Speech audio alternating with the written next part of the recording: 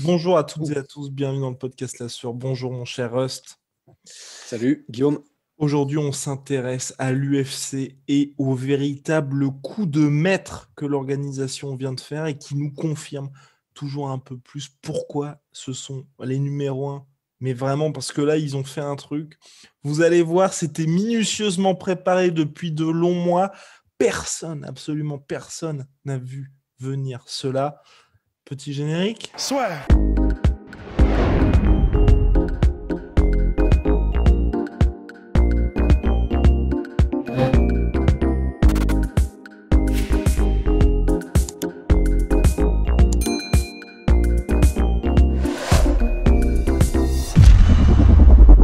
Alors oui, ça y est, l'UFC vient d'annoncer le premier sponsor maillot, donc pour les fight kits et pour les tenues des cornerwoman également, de l'histoire de l'organisation.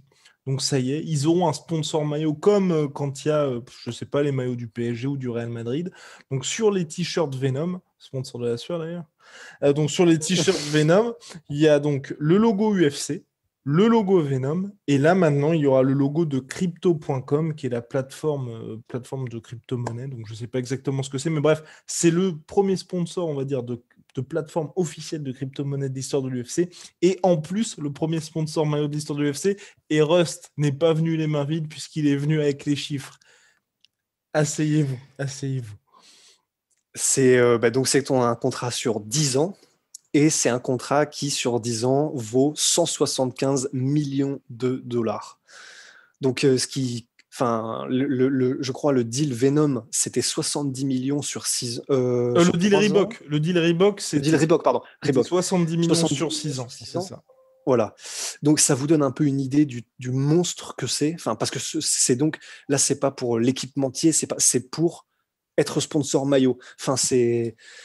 Après, je sais qu'on a des points un peu de dissension et on y reviendra, Guillaume et moi, mais en tout cas, il y a un truc, et je sais qu'il y a beaucoup de gens qui vont critiquer, et c'est sûr et certain, parce qu'encore une fois, c'est l'UFC qui fait en gros, en anglais, ils disent des power moves, c'est-à-dire qui clairement montrent qu'ils sont 6 coups d'avance à chaque fois sur la concurrence. Là, il s'inspire évidemment du monde du football, mais de toute façon des plus grosses ligues qui existent dans les autres sports existants. Mais que ce soit ça, que ce soit ce qu'ils ont fait avec DraftKings il y a quelques mois, en fait, ils ont une manière d'optimiser et de maximiser financièrement toutes leurs opportunités qui, on peut ne pas être d'accord avec tout ce qu'on veut, le modèle capitaliste, etc. Mais en termes de stratégie et en termes de business développement, ça force quand même le respect, tout ce qu'ils arrivent à faire en fait. Parce que je ne suis clairement pas d'accord avec tout, mais il y a un truc qui est clair et évident, c'est qu'avec des moves comme ça, c'est le sport, encore une fois, qui va passer au niveau supérieur, quoi.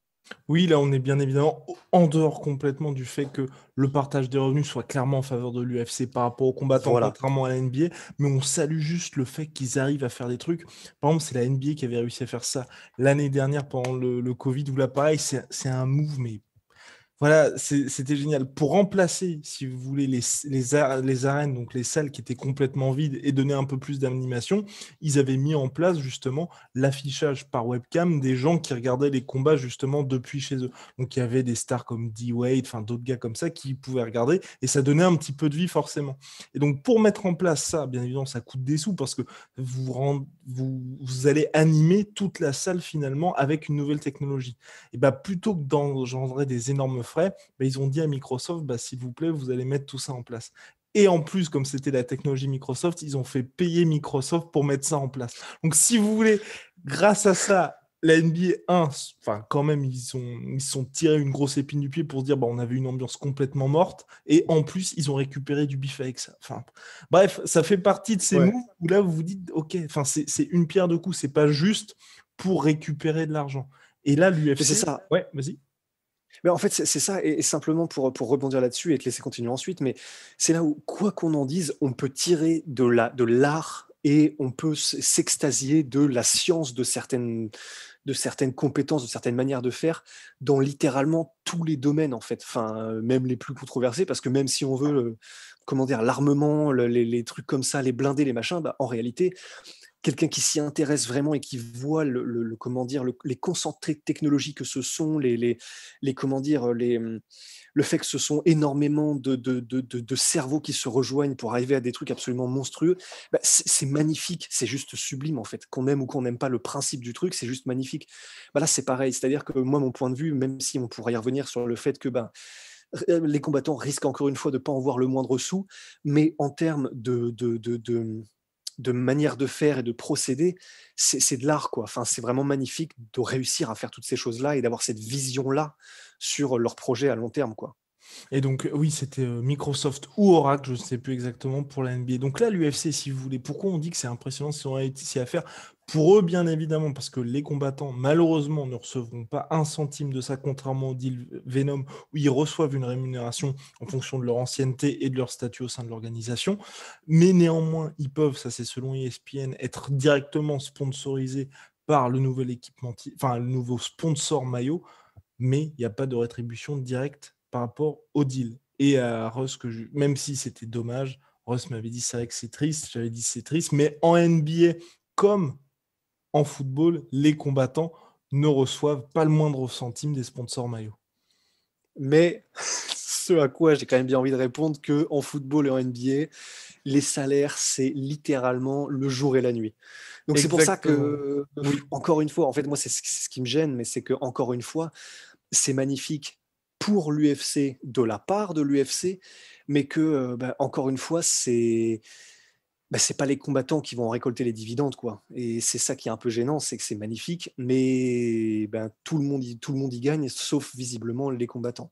Même si peut-être qu'il y aura un petit peu de ruissellement à Ouais. terme, mais voilà, ce sera pas les, je sais plus combien sont les salaires minimums en NBA ou en football, tu vois, C'est mais ça. on en est encore très loin, quoi. Ouais, va y avoir un ruissellement. C'est ce qui est un petit peu dommage en fait. C'est à chaque fois pour récemment, il y a une combattante qui a été aidée financièrement par Jake Paul et par Thriller. Je sais plus Ouais. comment elle s'appelle, mais elle avait perdu son premier combat à l'UFC. Et là, justement, elle avait fait une gagnante sur GoFundMe pour justement l'aider à joindre les deux bouts, alors qu'elle a un job à côté de l'UFC. Elle est à l'UFC pour justement pouvoir bien préparer son combat. Et le problème aujourd'hui à l'UFC, et je pense que on y est de plus en plus, c'est la différence entre les combattants qui sont à 1, 2, 3 combats pour l'organisation et les superstars. Parce que là, clairement, le deal que l'UFC a fait avec Crypto, donc le sponsor maillot, c'est génial pour les mecs comme Dustin, pour les mecs comme Connor, pour les mecs comme Cyril Gane, pour les mecs comme Francis, enfin les superstars, parce que forcément, quand le nouveau sponsor a envie d'être visible, il va bien évidemment être dans la cage de l'UFC, il va être porté sur les fight kits, mais aussi il va vouloir des relais de la part des combattants. Et quand une marque paye, elle va pas payer le combattant qui vient d'arriver. Elle paye la superstar, le mec qui est membre du top 5, ou même s'il n'est pas membre du top 5, mais la légende de l'UFC. Je pense par exemple à un gars comme Tony Ferguson, qui a un gros following derrière lui, et qui lui, justement, sera peut-être sponsorisé. Enfin bref, mais c'est les combattants qui sont les plus connus. C'est pas ceux qui arrivent et qui, eux, ont besoin de l'argent de Venom. Par exemple, là, ce week-end, Conor McGregor contre Dustin Poirier. Alors, j'ai les chiffres exacts.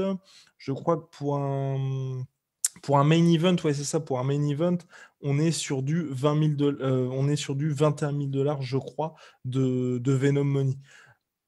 Conor McGregor ou Dustin Poirier n'ont pas besoin des 21 000 $. Mais quelqu'un qui démarre à Non, 20 000 l'UFC, c'est un resto pour. exact, aurait besoin de ces 21 000 $. C'est un petit peu ça qui est un peu gênant avec ce genre de deal. Mais donc, pour expliquer ce que l'UFC vient de faire, donc déjà, il y a Ouais. un an, on revient un an en arrière, l'UFC, fin du deal avec Reebok, donc 70 millions sur 6 ans. Donc déjà, l'UFC, quand ils avaient voulu mettre ça en place, c'était pour rendre ça un petit peu plus clean quand ils étaient présents justement sur leur diffuseur, de dire on va éviter que les combattants aient plein de sponsors, donc parce que nous, c'est vrai que notre image de marque, elle en pâtit un peu.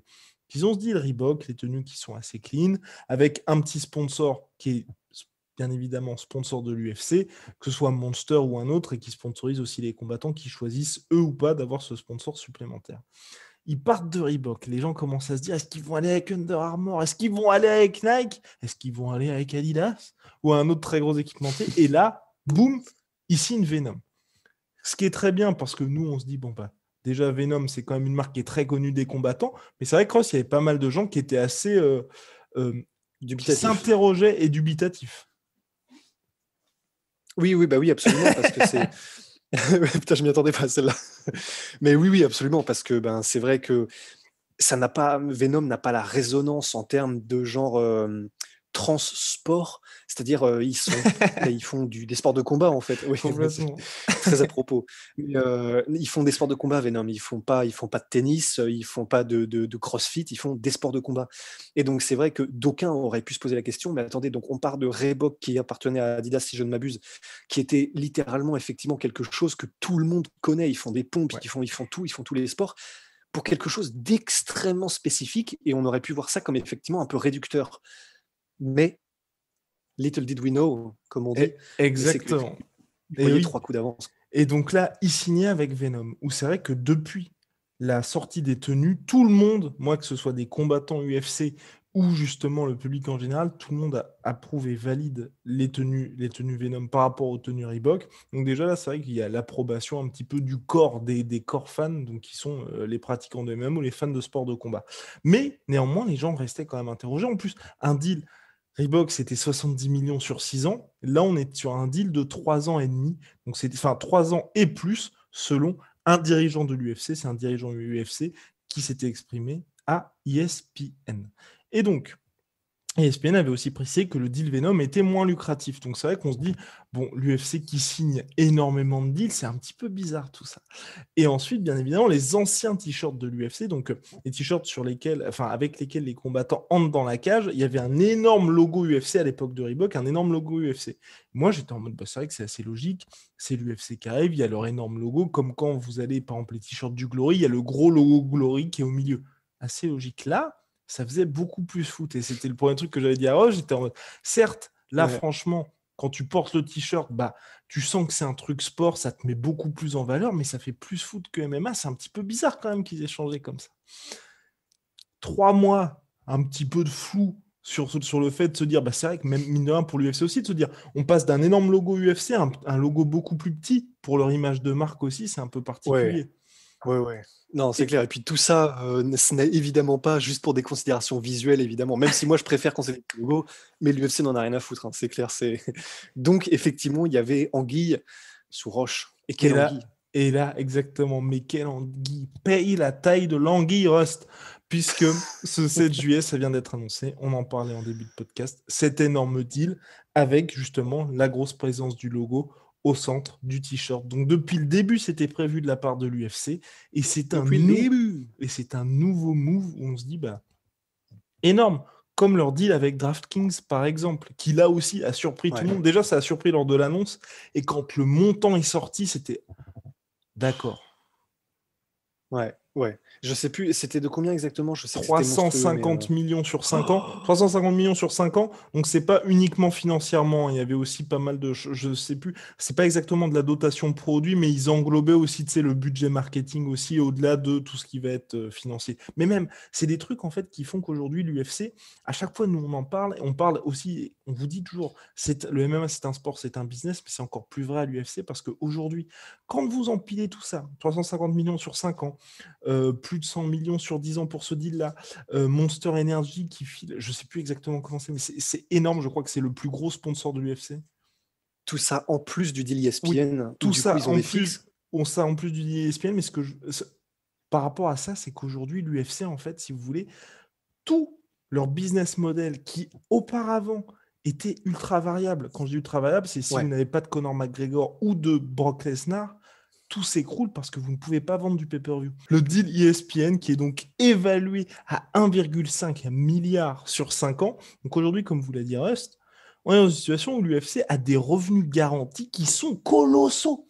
Et en plus de ça, il y a le variable en pay-per-view qui, si vous voulez, est juste du bonus. Parce que c'est vrai, quand il y a eu le deal ESPN qui est annoncé, là aussi, c'est pas des sources, enfin, c'est pas ESPN qui a directement communiqué là-dessus, mais les médias avaient évalué ESPN payait l'équivalent, garantissait à l'UFC l'équivalent de 500 000 ventes de pay-per-view pour avoir l'exclusivité de la vente de chaque pay-per-view sur sa plateforme ESPN+.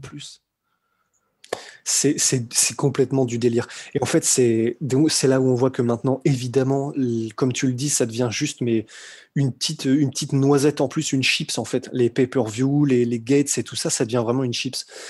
Et c'est vrai que c'est monstrueux, c'est beau du point de vue effectivement de la manière dont ils ont développé leur entreprise et leur empire. Mais voilà, encore une fois, ça, le simple problème, c'est que les sommes sont monumental et pharaonique. Et pourtant, ben, on peut se tromper et peut-être que ça augmentera sur la prochaine année, les 24 prochains mois, mais je doute que les salaires minimums des combattants garantis ne triplent, tu vois, d'ici 2 ans, C'est clair. alors que visiblement, vu les sommes qui sont en jeu, alors je ne suis clairement pas un expert d'analyse financière ni quoi que ce soit, clairement pas, mais je pense que le bon sens appelle à la conclusion que avec ce genre de progression de l'UFC et les deals qu'ils signent, les fixes qu'ils ont et ce qu'ils font comme argent, ça paraîtrait logique de pouvoir multiplier les salaires selon ces échelles-là, et je doute très fort que ça se fera. Donc Ouais. c'est là où ça fait un peu mal au cœur, quoi. L'avantage, et c'est toujours la même chose, c'est surtout pour les superstars. Parce que quand il y a eu l'annonce du deal Ah avec ouais. ESPN, c'était Conor, c'était Khabib, c'était John Jones, Max Holloway. Toutes les stars du roster, en fait, étaient sponsorisées par ESPN pour pousser un peu, pour dire ça y est, il y a le nouveau deal. Si vous voulez regarder les combats, ça se passe sur ESPN+.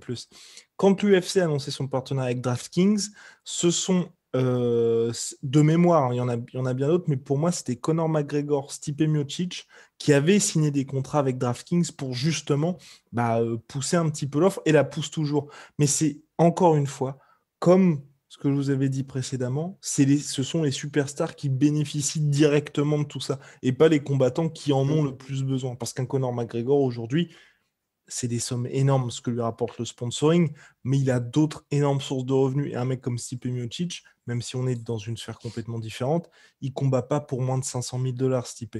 Donc, si vous voulez, il est pas, enfin, s'il n'a pas cet argent du sponsoring, c'est pas très grave pour lui. C'est un très gros bonus, hein, on va pas se mentir, mais il en a pas besoin. C'est pas quelqu'un qui a besoin de faire une campagne de financement participatif pour pouvoir faire son deuxième combat ou troisième combat à l'UFC. Non, c'est clair. C'est On clair. a fait le tour, mon cher Russ, sur ce nouveau move de l'UFC, mais vraiment, je suis vraiment Non, choqué c'est parce que impressionnant.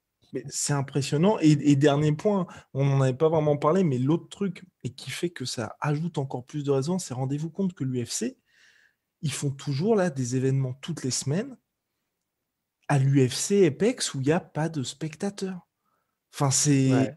chaque semaine, les gars se disent quand même, plutôt que de, alors que là, au Texas, ça a ouvert, en Floride, ça a ouvert, plutôt que de se dire, on va bouger, on va faire toute la logistique, tout ça. Non, non, non. Les Fight Night qu'on fait, ça reste tranquillement à l'UFC Apex, les gars. Mais encore une fois, la chance sourit aux audacieux parce que cette UFC Apex, ça c'est encore un autre truc, on en avait déjà parlé, mais qui était visionnaire. Ils l'ont fait avant le Covid. Ils sont arrivés pendant le Covid, ils avaient donc leur propre arène, ce qui fait que il y a d'abord eu la Fight Island, mais ensuite ils ont pu venir à l'UFC Apex. Et maintenant, effectivement, ça leur permet d'avoir une petite. C'est la chambre, en fait. C'est le séjour, c'est la chambre d'amis dans laquelle ils vont dès qu'ils ont envie pour faire des spectacles, enfin des spectacles, des événements. Juste s'ils ont besoin de faire des événements sans avoir nécessairement besoin, effectivement, comme tu l'as dit, de bouger et de faire toute une logistique spécifique, quoi. Enfin, t'as vraiment l'impression que ils ont une vision de là où ils veulent aller qui fait que quel que soit ce qui arrive, littéralement, ça peut donc être une pandémie mondiale, ils s'en sortent toujours en triplant les mises à chaque fois. Enfin, ça force le respect, quoi qu'on en dise, quoi. Ouais, et tout ça sans abandonner en plus leur propre plateforme de diffusion qui est l'UFC Fight Pass, parce qu'en plus à l'UFC Apex, ils ont leur propre studio d'enregistrement. Ce qui veut dire qu'aujourd'hui, ils n'ont Ouais, même plus besoin de diffuseurs, en fait. Enfin, ouais, non, c'est complètement fou. non, c'est assez dingue ouais, non, de Ouais. voir tout ce qu'ils font. Et quand on dit ça, c'est pas du tout que nous sommes des fanboys, parce que quand on va voir le KSW, quand on va voir d'autres, quand on va voir Ares par exemple, quand on voit ce qu'ils ont fait en Afrique, on est tout aussi impressionné. Mais là, ce qui est dingue avec l'UFC, c'est de voir que chaque passerelle possible ici engouffre. L'autre truc, c'est avec Rust, on en parle souvent, c'est leur sponsor en alcool. Ils ont littéralement tout. Généralement, vous allez voir quelqu'un, par exemple, je sais pas moi, Monster Energy ou une autre entreprise, bah, ils ont un seul sponsor qui est une marque d'alcool. L'UFC, ils ont leur bière officielle, ils ont leur whisky officiel, ils ont leur vodka officiel. Quand Conor McGregor combat, il y a Proper 12 qui est là aussi. Enfin, vraiment, chaque fois qu'il y a quelque chose qui est... Par exemple, là, aujourd'hui, ils ont leur propre plateforme de crypto-monnaie.